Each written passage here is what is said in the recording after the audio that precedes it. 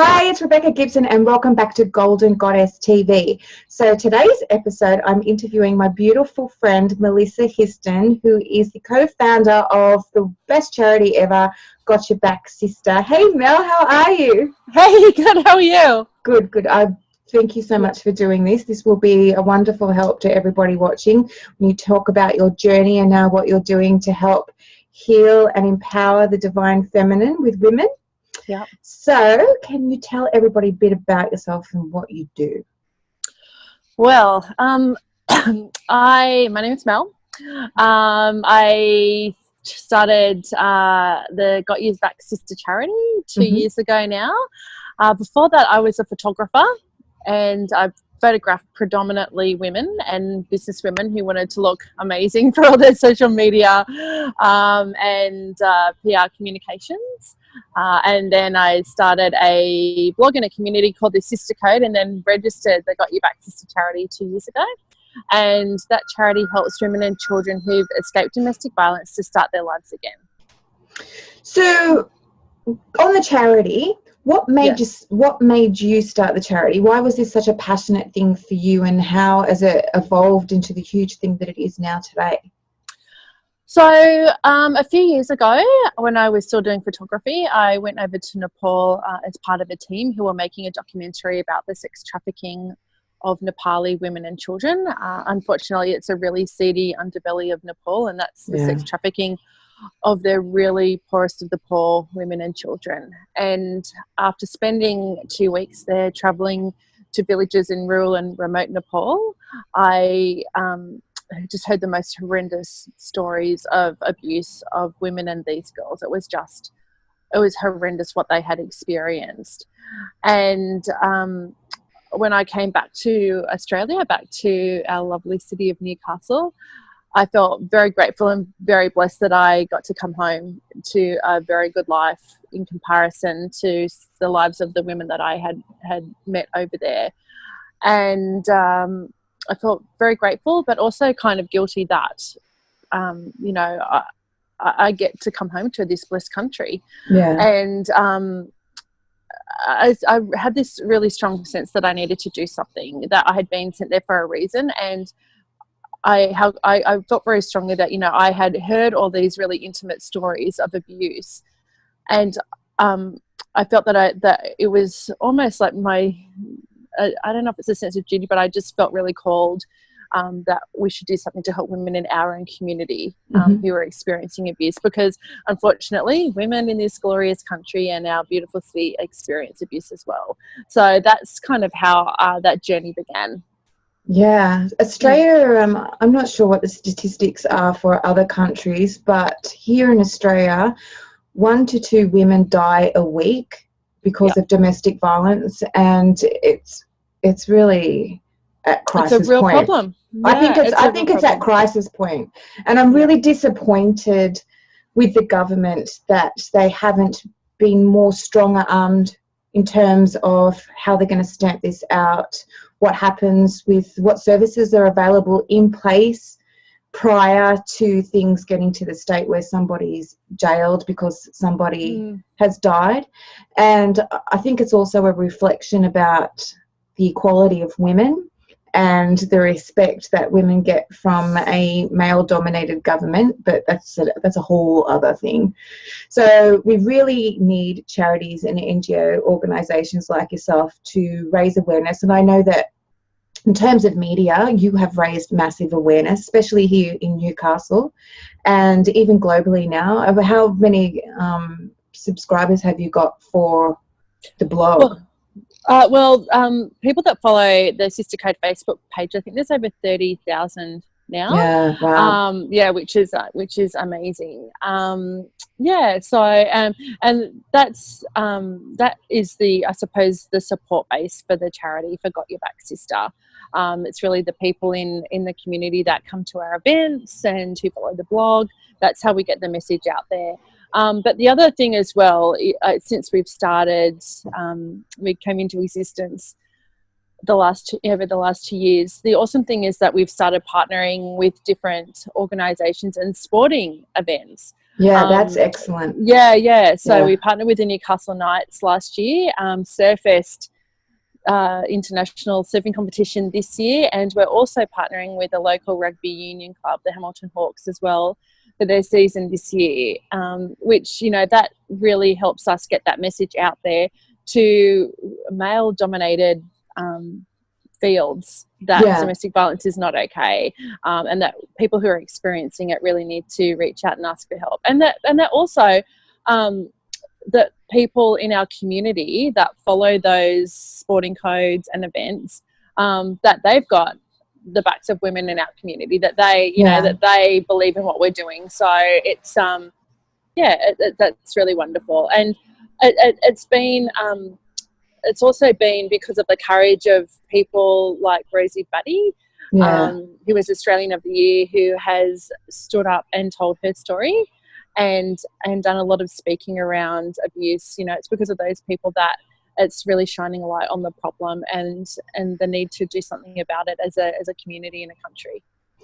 For those that don't know, Rose Buddy is an Australian woman who very tragically lost her son to the hands of her husband or her ex-husband. So she was in a domestic violence relationship. They had separated and he very publicly murdered their son to create harm and devastation for Rosie. And rather than her using her pain to hide away, she very courageously straight away started advocating for services for domestic violence. She started talking all around Australia. I don't know whether or not she's done anything internationally, but if you can follow her on social media or read up on her and what she's doing now as a result of her own tragedy, I really highly recommend that you do, because she has a lot of wonderful things to say, hence why she was Australian of the Year. So what else does tell us like more about what Got Your Back Sista does, because it's not just one or two things. You're doing a whole array of things. Yeah, so one of the key things that we do is that we provide furniture and household items to women and children that are leaving a violent home or a refuge, a women's refuge, and they're setting up their own home. So we will get referrals from different refuges and other services, letting us know that there's a woman who's going and setting up her own home, that she needs some assistance, whether it's bedding or kitchen items or bathroom items, whatever that is.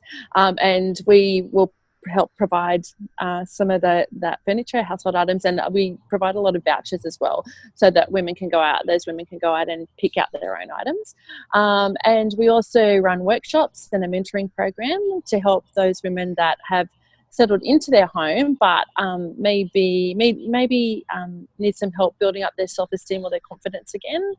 They may be experiencing stress and anxiety or PTSD, and need some tips and tools on how they can best manage that. We provide mentoring to help those women that want to achieve some personal goals, like getting a job or getting into a course, or actually more and more women that want to get their driver's license that have never been allowed or have had a driver's license.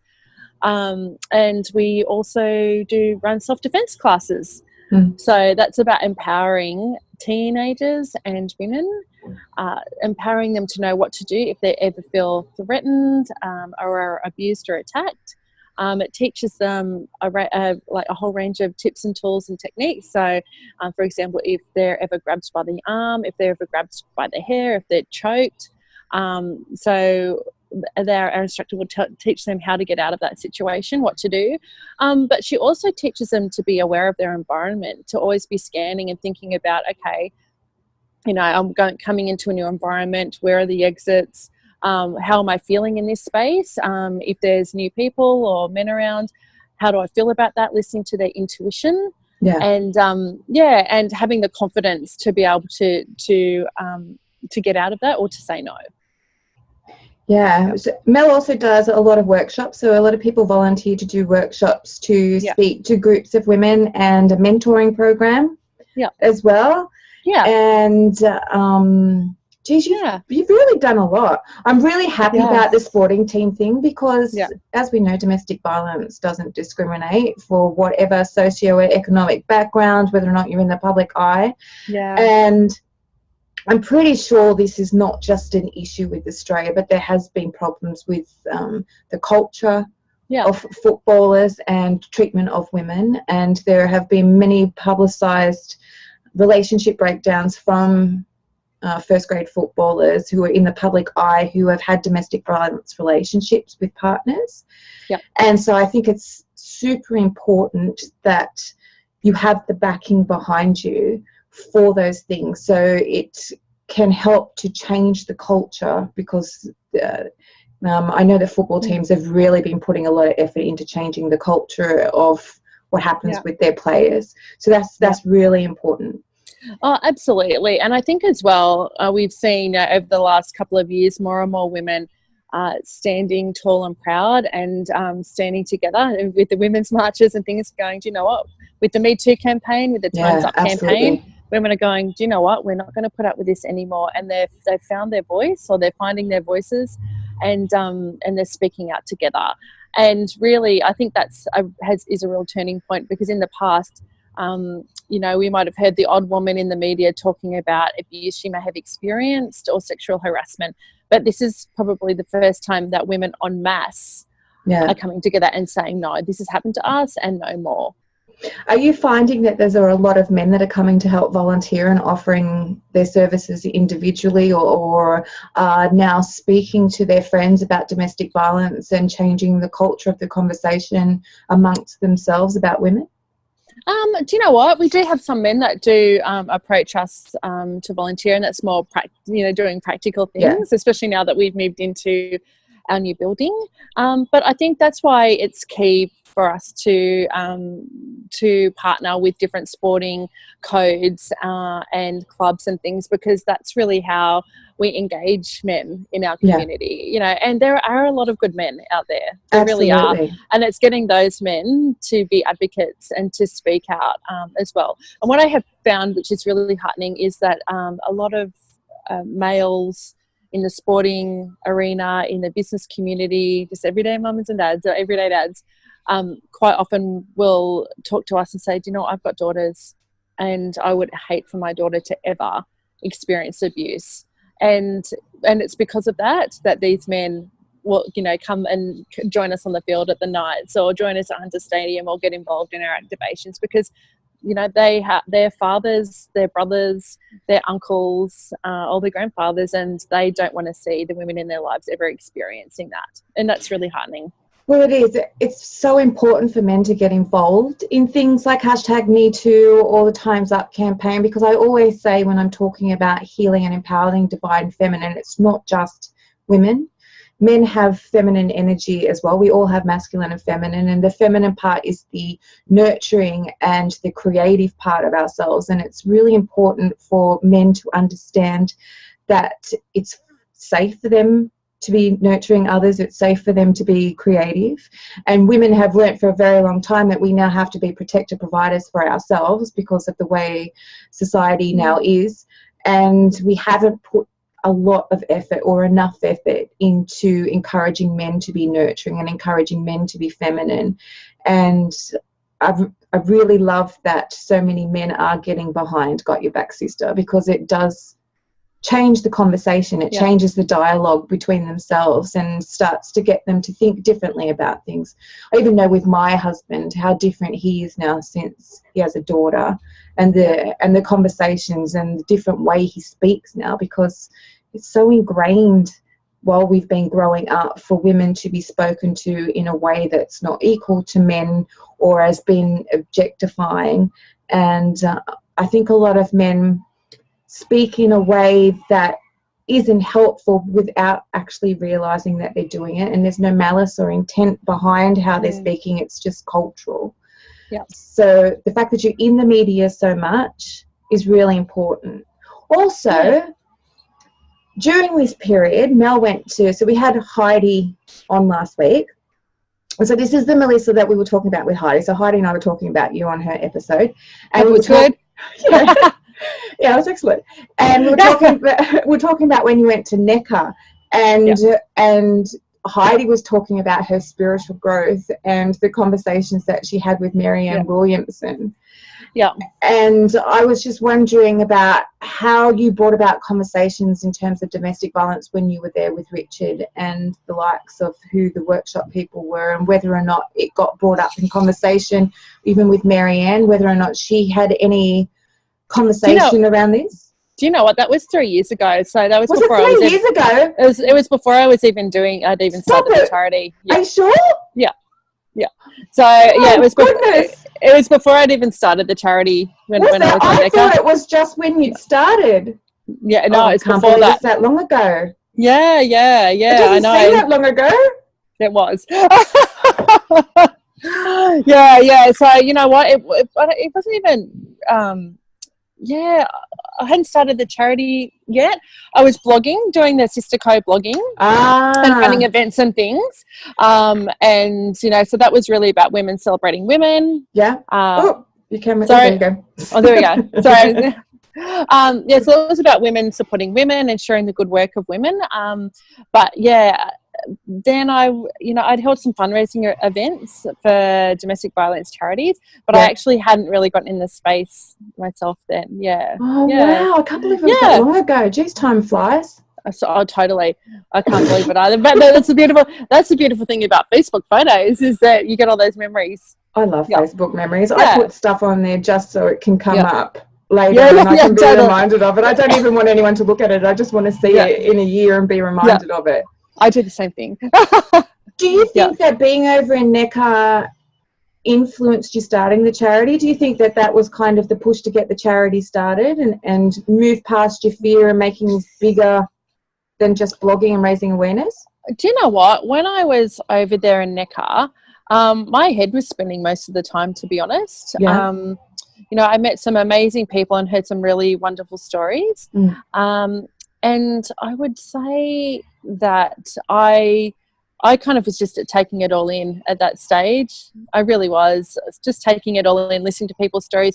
But one thing that I was really aware of was there was a common theme of people playing a bigger game and really, I suppose, overcoming our fear of doing that. You know, it can be really fearful to to go in a new direction or to try and grow your business or your charity or whatever it is to a larger scale. That can be really scary. And I know there's a lot of women out there that have the dream of wanting to start a business or wanting to go on an adventure or try something totally new, and we come up against our fear all the time. And those little voices in our head that tell us that we can't do that. And so I think being in Neckar and being around people who are doing bigger things in the world was wonderful, because it probably made me stop and reflect and look at these men and women and going, well, they're just like you and me. Yeah. And they just took a chance, and they had the right people around them to support and encourage them. So I think that was for me, and it really wasn't until a few months after getting back from Neckar that I started thinking about registering Got Your Back Sista as a charity. Yeah, but I know that when I did that, I just had a real sense that I can do this. It was scary, but I was like, you know what, I can totally do this. Yeah. And you had such amazing supportive women around you helping with this. Yeah. Because it's not something that, some people will talk about charity just being an excuse for a bunch of high socioeconomic women to get together and there's no heart in it. This is definitely not one of those charities. It's nothing like that at all. Mel absolutely works her backside off for this charity for no financial gain. This is all about helping women. This isn't something that's just kind of clink glasses and pretends that we're raising money. Well, the interesting thing is that more people than we realise have actually experienced domestic violence, whether it's been as a child or as a teen or an adult. More people than you will realise have experienced violence. And if not themselves, they know someone who has.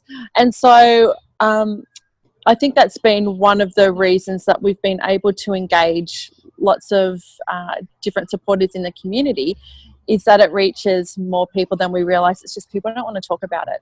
Yeah. They don't want it because there's real shame around for some people admitting that they've been abused. You know, and often because the perpetrators convince those women and men as well. Gaslighting. Yeah, they convince them that it's them. They can convince them that it's their fault, and it's not at all. But because of that, they have real shame about actually speaking up.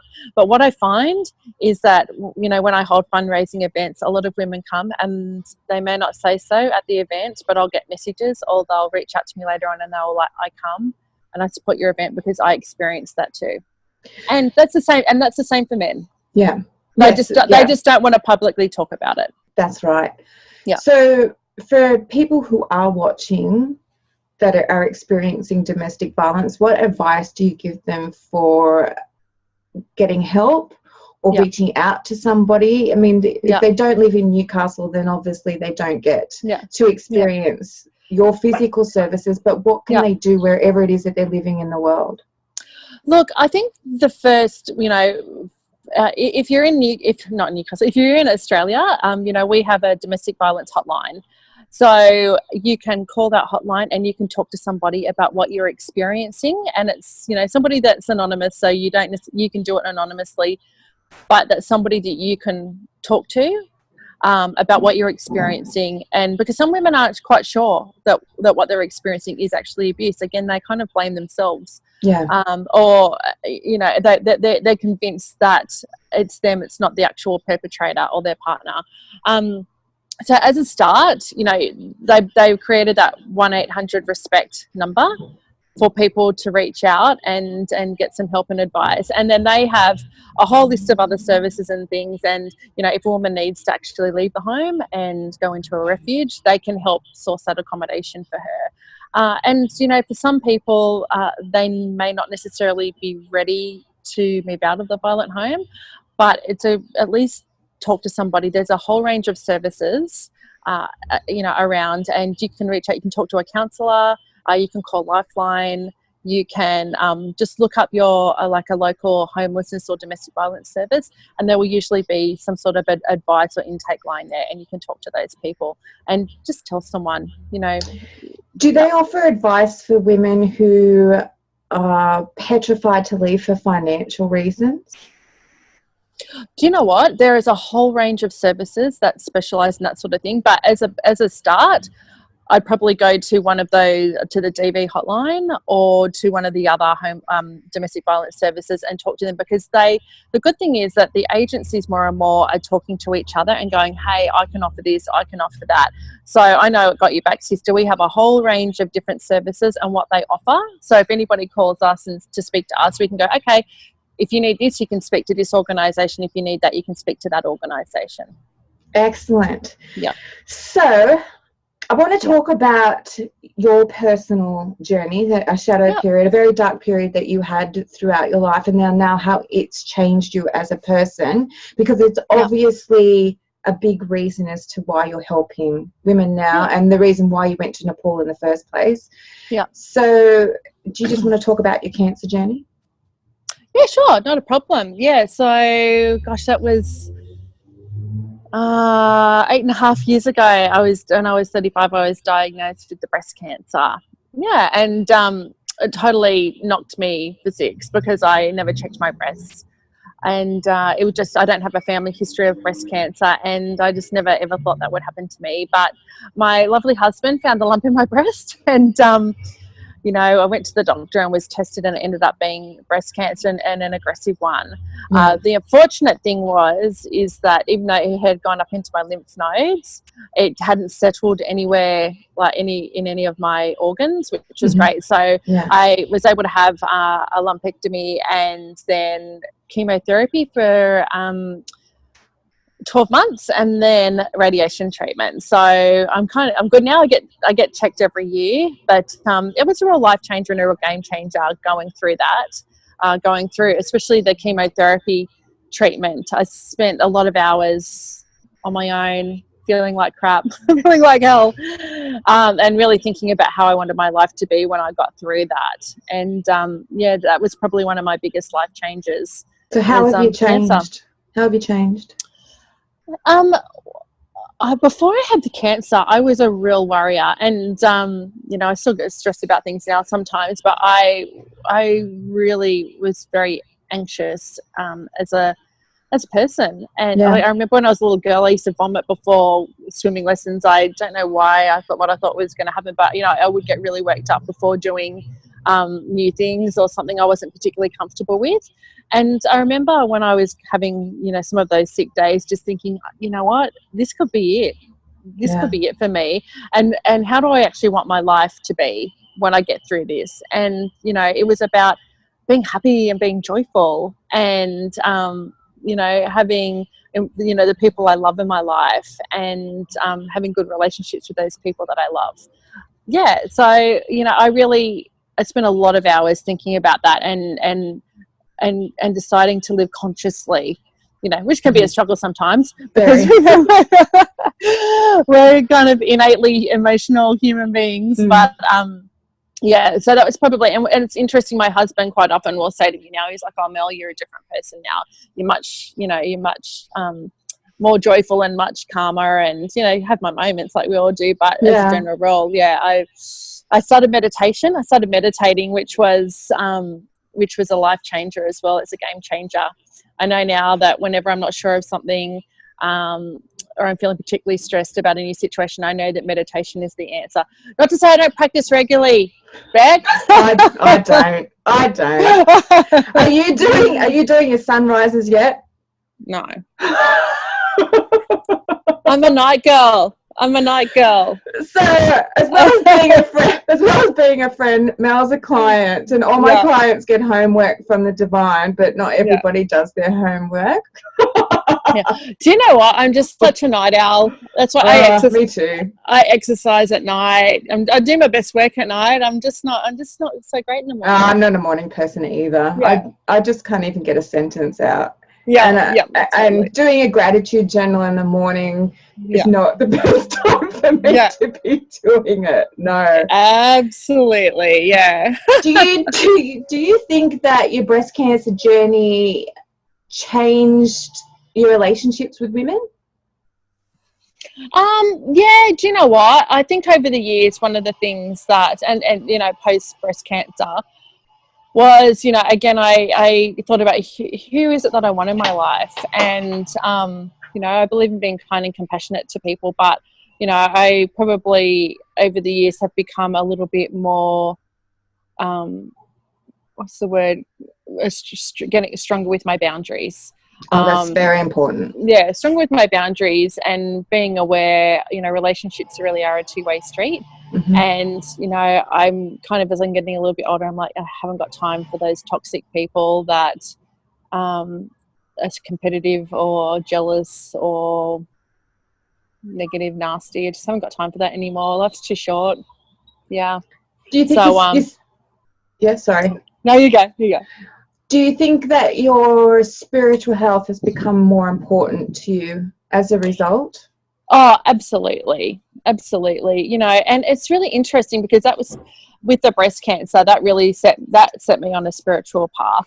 And it's funny how the universe works, because I remember I think I had just had my breast cancer surgery, and in a week I had 3 different people say to me, oh, you need to go see this one particular kinesiologist, you need to go and see her. And I took that as a sign. I was like, well, 3 people in a week have told me I need to go see this particular kinesiologist. I probably need to go and see her. And so I joined a little meditation circle that she was running and had some kinesiology with her. And that was the beginning for me. That was the beginning of my spiritual journey, and connecting with a higher realm and connecting with my higher self. Yeah. And it's interesting because sometimes I need to be reminded of that. Sometimes I really do. But I know that when I do connect with my higher self, I know life is, sorry, did you? Hello? You're back. There you go. But I know when I do that, I know I'm happier, calmer, more peaceful, because I know and trust that everything will be okay. Yeah, and everything will be okay. Everything is just as long as you're always practicing gratitude and forgiveness. Yeah. And it's funny because I think that's, you know, one of the biggest messages for myself and for others as well. It's like, you know, things will be okay. You know, trust and have faith in yourself. Things will work out. They'll be okay. Do you think that journey with cancer and then opening up your spiritual health is a big reason why you went to Nepal in the first place, to take those photos and be part of that journey? Well, the interesting thing was that I'd actually put on a vision board. Carlos. Sorry. Cheeky Carlos. He's very cute, by the way. Someone's Carlos. walking past. Yeah, someone's walking past the gate. What were we talking about? Nepal. Oh, yes.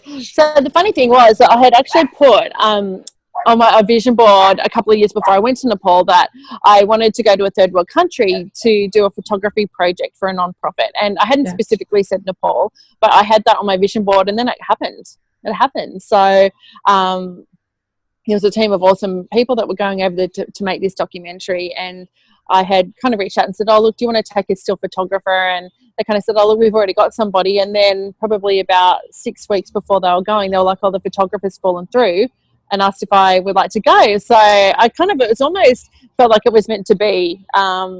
It was something that I'd put out there to the universe, and it happened. Well, look what's been born from it. Yeah. So that's I think one of the awesome things about life is sometimes you just need to put out the intention, and with the right intentions, and they will come back to you. Absolutely. And follow your heart. And follow your soul-led intuition, because there's no way when you went there that you would have imagined that you would now be co-founding this huge charity. Yeah. And the interesting thing is, I remember when I was going through the breast cancer treatment. Before that, I had started a photography business. So I'd been doing it for about a year, and then I got the breast cancer, and I didn't do any shooting at all while I was having treatment. I just wanted to focus on getting through the treatment. And then I remember when I was coming towards the end of the chemotherapy, my husband Craig said to me, what are you going to do, Mel? Are you going to go back to doing your photography? And he kind of went, maybe you should just go and get a job. And I said to him, I have this feeling, I had this really strong feeling in my gut, in my chest, that I was meant to be doing the photography. It was really weird because, I could have gone and gotten a job and not worried about building up a photography business. Yeah. But I remember I said to him, this feeling I'm meant to be doing this, and I don't know why.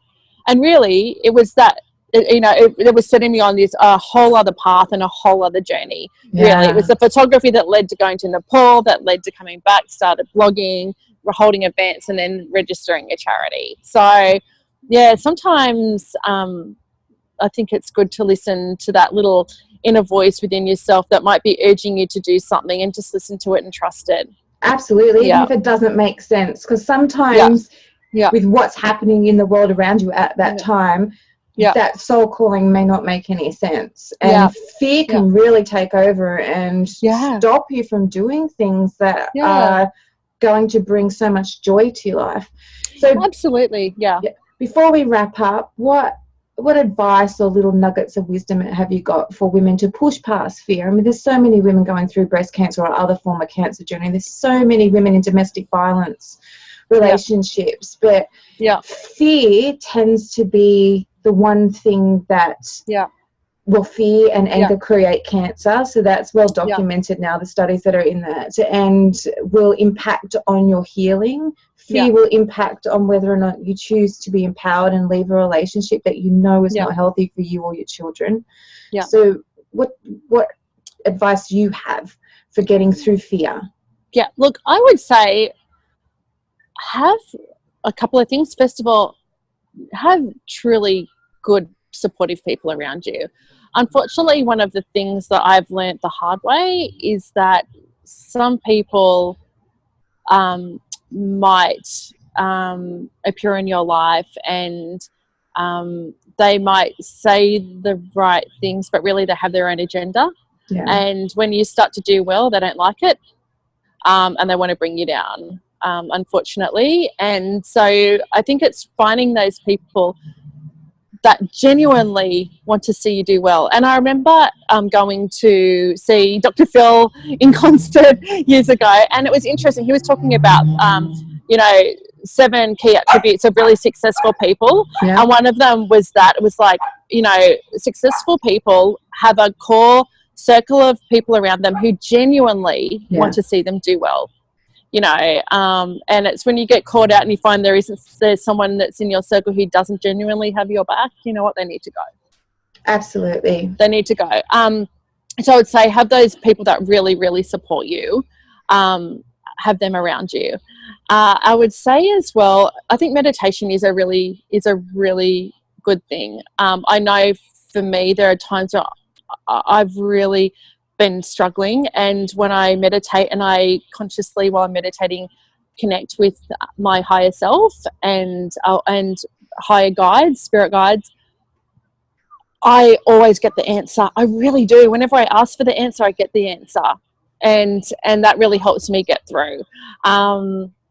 I don't know if that makes sense. Does that make sense? Makes perfect sense. It makes sense. Yeah, perfect sense. It actually never fails me when I get quiet and I connect with, and I ask, I'm connecting with my higher self, or I'm connecting with my spirit guides, or I'm connecting with God, or whatever that is. I always get the right answer. It never fails me, ever.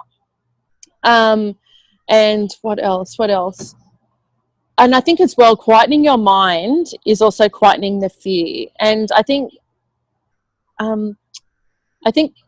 living consciously, so consciously understanding that fear, that your thoughts create your emotions. So it's those negative thoughts that are creating the fear, and that sometimes you just need to flip it. You need to flip those thoughts. I read a really great book by Greg Braden. Yeah. The Spontaneous Healing of Belief. Belief, not relief, belief. But the spontaneous healing of belief. And in that book, he says, every emotion that you have, or every thought you have, you mix with either love or fear. Yeah.